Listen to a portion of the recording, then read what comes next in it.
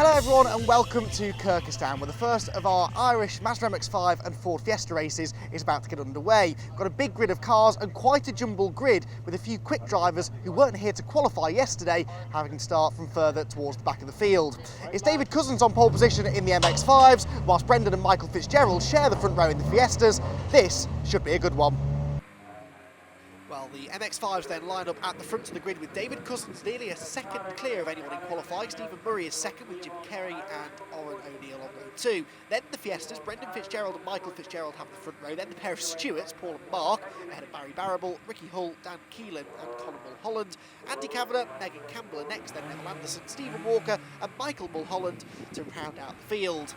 Getting ready to go racing then here at Kirkistown for the first time for the MX5s and Fiestas. They all leave the line together, the rear-wheel drive MX5s, the front-wheel drive Fiestas, and it's a pretty even start at the front of both of the grids by the look of it. They race down to Debtor's Dip for the first time.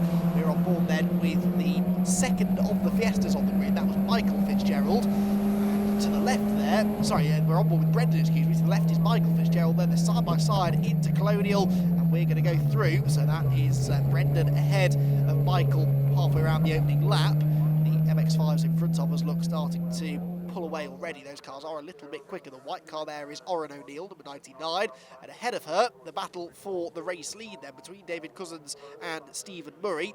Cousins, the 22 car, though, has dropped behind here, so Stephen Murray does have the race lead, but the three MX5s head out of the left-hander onto the back straight once again. Absolutely nose to tail, and this is where the slipstream starts to take effect, and we're going to see the red car of David Cousins trying to make a move here if he can. Head down into the braking zone, pulls to the right-hand side of the road, and Oren O'Neill sort of goes with him, and he's going to try and go right round the outside. That's very, very optimistic indeed, and it might just work, you know, because you carry better speed off the corner on that outside line, but I don't think that Stephen Murray's going to give it the race lead all that easily.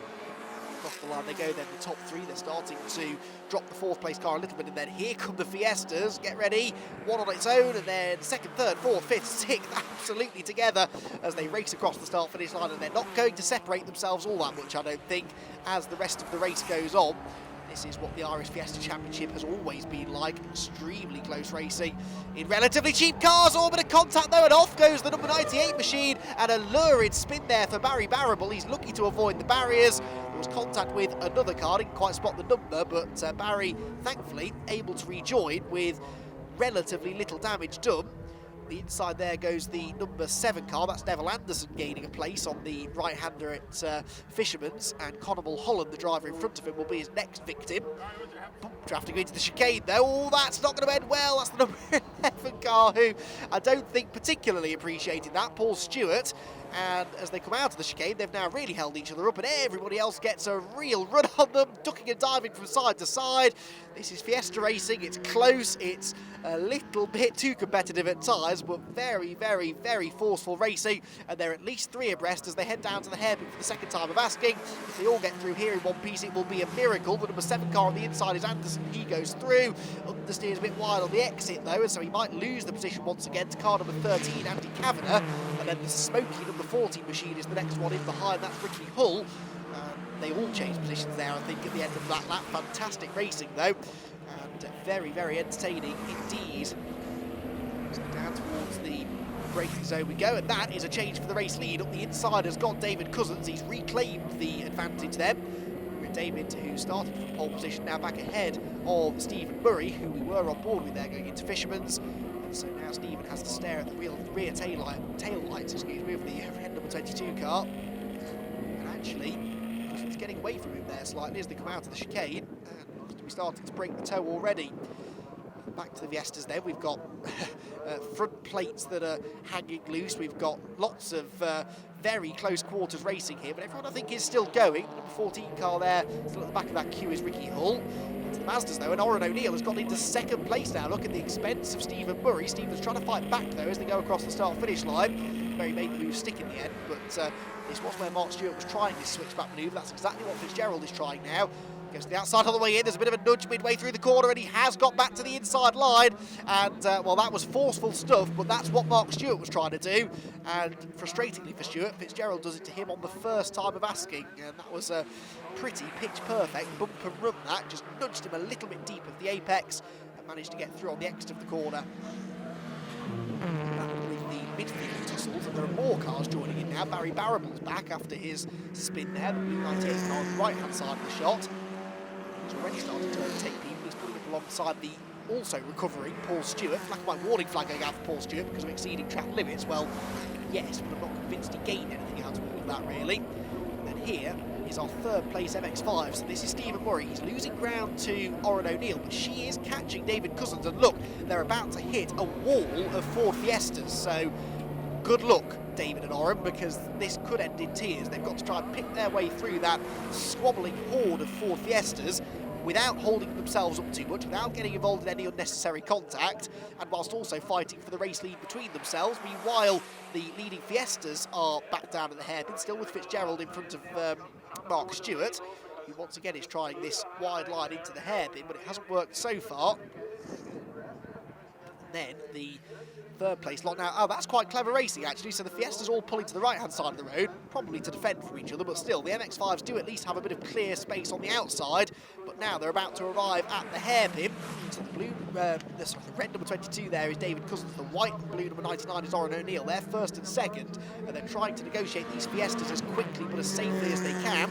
Doing pretty well so far. There are only two more to get past, and the MX5s do have quite a significant straight line speed advantage. So once they get onto the straights, they're able to get through with relative ease. They actually caught the Fiestas at a pretty perfect time there.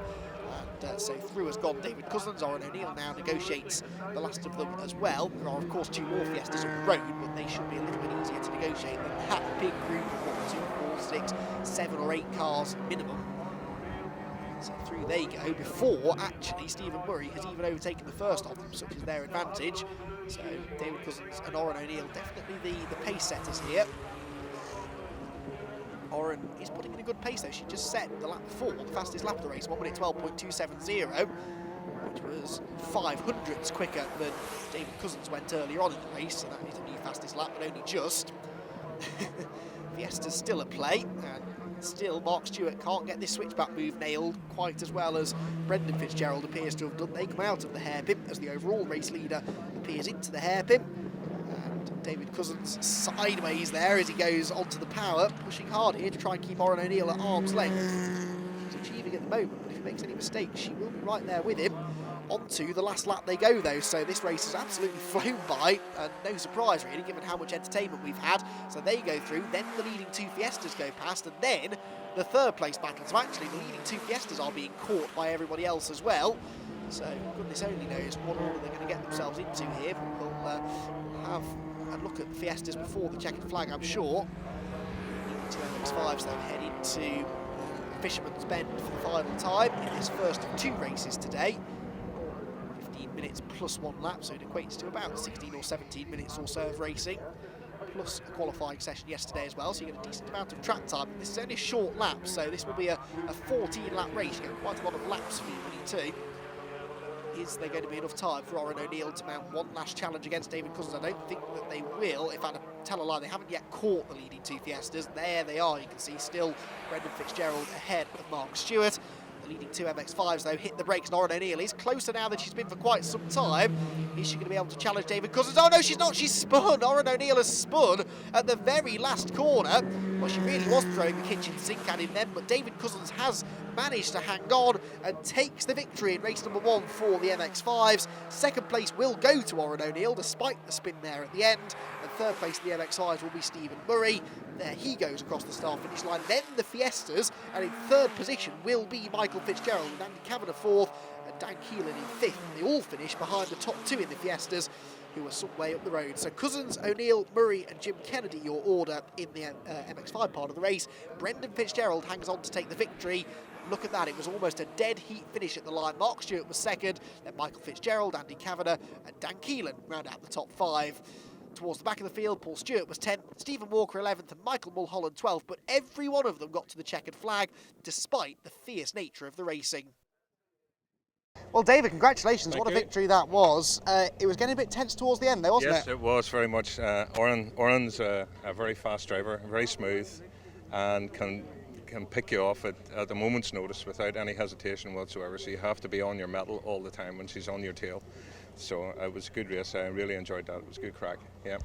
dealing with the traffic looked like it got fairly entertaining, but actually you were saying just now that sort of helped you towards the end. It sort of helped me because I was able to get a Fiesta between me and Oran, which allowed me a little bit of time to get away, and once I got my break I was going to keep it, you know. So, and she in fairness to Oran, she was catching me on the back straight, but she went into a wee bit of a spin there at the hairpin, but she was able to catch it all right. But it was good. It was a good race. I really enjoyed it. Yeah, it was good crack. Same again in race 2, hopefully. Yeah, well, don't want to make any predictions, but yeah, it was good crack. Thank you very much. So the Fiestas and the MX5s lining up on the grid again now for our second and final race of the weekend. The first one was nothing short of sensational, particularly within the Fiesta ranks, so race number 2 should see more of the same. In the MX5s, it's David Cousins and Oren O'Neill on row 1, with Stephen Murray and Jim Kennedy sharing the second row. And then we've got the gap back to the Fiestas. Brendan Fitzgerald and Mark Stewart set to do battle again from row 1. Michael Fitzgerald and Andy Kavanagh are on the second row ahead of Dan Keelan, Neville Anderson, Ricky Hull and Barry Barrable. Then Conor Mulholland, Paul Stewart, Stephen Walker and Michael Mulholland round out the 12 Fiesta runners. So 5-second board then is raised. The red car from pole position is David Cousins, the black alongside Stephen Murray. Ready to go racing here then in the MX5s and the Fiestas. Refs start to rise, away they go. Good start made by all of our MX5s really towards the sharp end of the field. They rush down towards the first corner then at Debtors Dip, and it's going to be the Stephen Murray car that comes out on top by the looks of it. Challenging there for all the way down to 3rd or 4th is David Cousins. Not a good start at all from him. Into Colonial and side by side between the two Fitzgeralds there, and I think he's going to be Brendan Fitzgerald then that comes out of that with the Fiesta Glass lead. Bit of bumping and boring over the curves, one car spins and it's number 29 that has gone around, and that's Dan Keelan unfortunately, who will bounce his way back on the road but right at the back of the order. Through Fisherman's then, what sort of order have they got themselves into? Well, it's not been a good start for Mark Stewart, I can tell you that much, because there is the black and white number 55 car that should have been inside the top 2 given his grid position, and actually is down in about 5th or 6th. Front to the field, it is number 31 then that leads the way. Stephen Murray in the black and green Mazda MX5 heads down into the hairpin. David Cousins though is back into 2nd position now. Oren O'Neill looked down into 4th, but going for 3rd again up the inside into the hairpin, and she goes through. In the Fiestas, it is very close indeed. Oh, and a bit wayward there. One car out onto the grass. That was one of the Fitzgeralds, I think, was it not? That ran onto the green stuff there at the hairpin. Again, we'll try and pick that up in a moment because there was so much going on there. But no, I think 2 Fitzgeralds there. There was another black and yellow car, confusingly, that was in the mix and went straight on. So through Debtors Dip they go. And into view, it is 60 that leads the way then. So Brendan Fitzgerald has the lead. That, I think, is Michael Fitzgerald, is it, in 3rd. There's Mark Stewart coming through in, what's that, 6th position for him. So there's been a real jumble of the order in the Fiestas, as we sort of thought would be the case.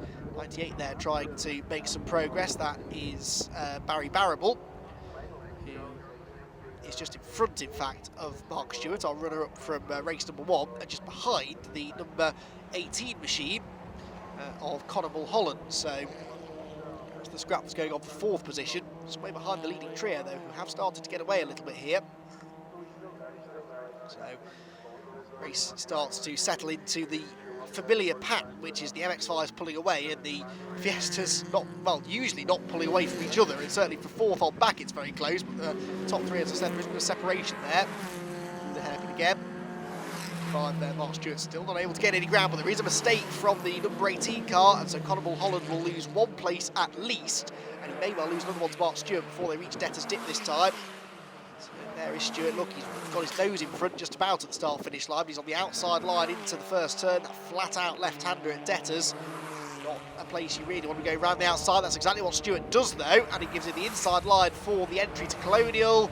But I don't think he's been able to commit to the move, has he? No, and in fact coming around the outside now is Neville Anderson to potentially take a place away from him. So Mark Stewart there in danger of actually going backwards rather than forwards, but they come out of it all in the same order as they went into the corner. So still the 18 machine, despite that mistake. Conor Mulholland staying in front. Mark Stewart all over him, gets a better run out of Fisherman's, but the straight between Fisherman's and the John Crossley chicane is not really long enough to make anything happen there, so About to suggest it's not really a place you want to run side by side either in the chicane, but it doesn't really seem to deter this lot. They are happy to race door handle to door handle pretty much across the entire circuit, and we're very grateful for that because it's provided some of the best racing we've seen all weekend here. Brakes, there you go. And Dirt getting away here, definitely. Paul Stewart is the man in second, the white and blue number 11 car. Or is he? Because he's a bit slow off the hairpin, and so he might end up losing that second spot here down the pit straight. Let's see if that's the case as they head into left-hander at Debtors. But there is the 70 car. So the car I saw off the first lap was Michael Fitzgerald there, because he's right at the back of the pack now. So Michael Fitzgerald unfortunately did go grass cutting slightly on the first lap, so he's got some real work to do. Oren O'Neill here didn't have a great start either, so she's stuck back behind Stephen Murray now. David Cousins, I presume, now back through into the race lead. Let's see, yep, there he is, escaping up the road. So Oren O'Neill now trying to get back ahead of Stephen Murray here. These two had a nice battle in the early portion of race number 1. Oren then got through, caught David Cousins, and then promptly spun at the last corner. So to avoid a repeat of that, is she close enough to have a go into the hairpin? She's certainly looking, but more to try and distract the car in front. I think, oh no, she has committed actually. That was a really nice move. And Oren O'Neill forces her way alongside and in fact gets through on the exit of the corner, so very, very good move there from Oren. She is into second place, but then seems to slow strangely across the start-finish line, and so Stephen Murray is back alongside her.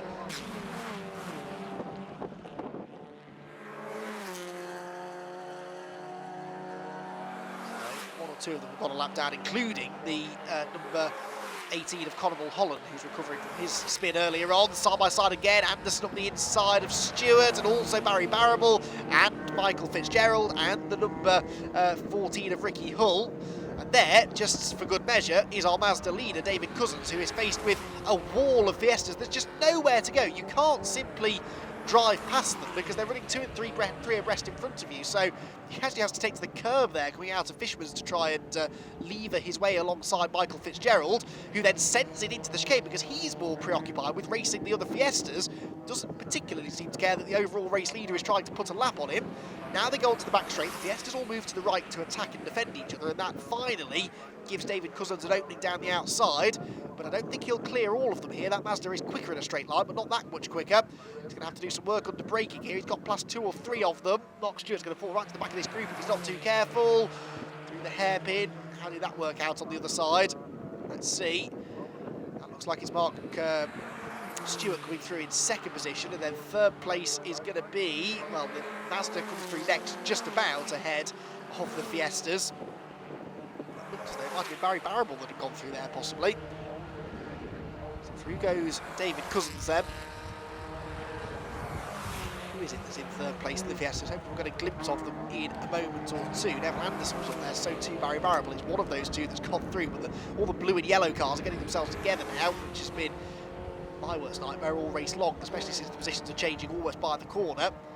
The good news is if I have a stab of giving you what the order is, it might be right at some point, because they've been in pretty much every conceivable order you can imagine, that lot, at some point during this race.